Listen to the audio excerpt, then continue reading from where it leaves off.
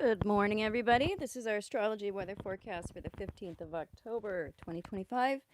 And there's not a ton going on in terms of layered exact aspects. The moon is in Leo today, which is always a pleasurable influence because that's what we're after is enjoying ourselves. It's a more magnanimous, romantic, fun influence.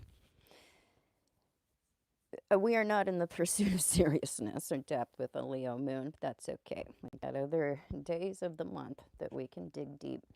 We do have some pesky squares going on from the moon to Mercury and Mars.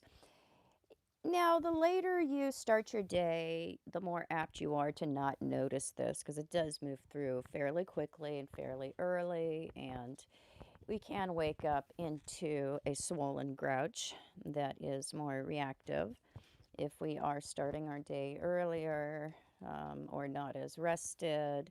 It can have us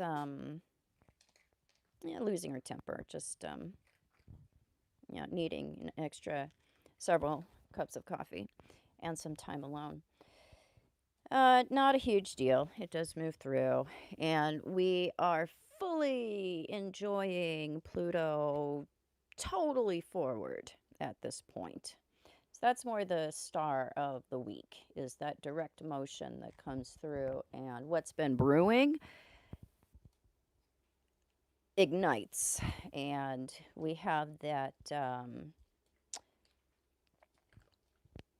force of change that instead of imploding and creating more of this alchemical stew as it does when it's retrograde. That's that reflection or consideration process. That's where that internal breakdown that eventually leads to a breakout or a breakthrough. So it's a fairly explosive week when it comes to that. A brewing force of change, having this really powerful energy, because it's like it's right out of the gate. It's the very beginning of like an atomic explosion where you see the mushroom cloud.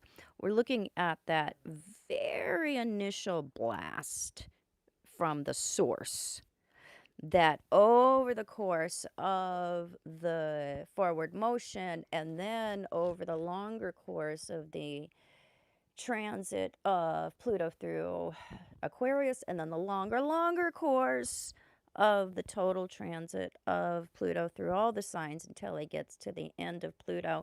I'm sorry, the end of Pisces. There is these, contained explosions that gain momentum, gain energy, and become more influential. So it's like the blast zone of what has to change, what has to be raised to the ground in order to be transmuted or built up in a better way. That's the theme of the week. But we do want to be careful because we've got the big boys that are in a trine, and it's reminding us that, hey, some things are worth keeping, some things are worth building upon. And if you throw out the baby with the bathwater, if you just explode it all, then you don't have a lot of that good stuff to work with. You don't have those good ideas, those good foundations, the good pieces of things to fold into the new cycle. And there's a lot of reasons to want to keep some of the moving parts and some of the ideas in our lives and our social lives, in the way that we mess with each other as a world. There's a lot of good things to keep. But there are a lot of things to let go. And this is something that we wrestle with Pluto transits, personally, collectively, socially. What is inevitable when it comes to the letting go? Because it's not, it isn't constructive anymore. We look at what was once constructive, or what did we think was constructive. And you have to look at this personally and socially and collectively, because Pluto's a social planet. What was it in our personal and social and political and ideological lives that did once lead to something, or did make sense, or did have a constructive element to it, but over the course of time, things, people, situations, fashion, hairstyles change, and we have to be willing to alchemize, to mutate along with things that flow and change over the course of time. So what is inevitable in terms of what needs to go and what is worth keeping? We need to fight for the things that are worth keeping, and we need to allow the room for the things that are needing to explode to do it. So it clears the ground for better, more fertile experiences, projects.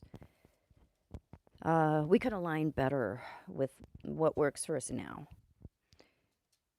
So, Pluto is never an easy process, but it is necessary, because if we never go through a plutonic shedding, shed our karma, shed our crap, see through our accumulated baggage that we're attached to. If we don't ever go through that, we never have a clearing, we never have a cleaning. It never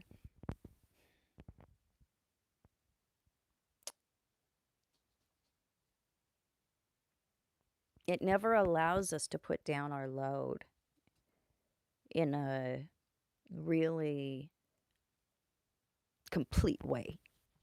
So we don't build on, when we go through the clearing, we're not building layers and layers upon an unstable foundation, or like this collected crap. So we're all working through our collected crap right now. Alrighty, guys. I am going to do my best to check in with you later today and talk more about Pluto and direct motion.